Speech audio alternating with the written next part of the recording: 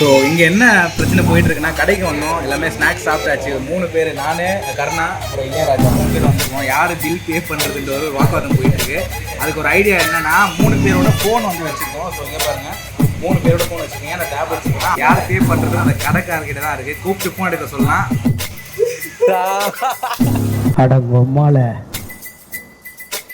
யார் ஃபோன் எடுத்துருக்காரு பார்த்தீங்கன்னா, அவனை சிரிக்க வேணாம் சொல்கிறான், அசிங்கமாக இருக்கு. கர்ணாவோட ஃபோன் எடுத்துருக்காரு. பில்லு வந்து பார்த்தீங்கன்னா 320 ரூபா வந்து ஆகுது. நீங்கள் தான் அந்த 320 ரூபா பே பண்ணணும். தெரியுது, நீ மூடு. ஆடு யாருன்னு பார்த்தீங்கன்னா கர்ணா தான். கர்ணா தான் பே பண்ண போகிறோம்.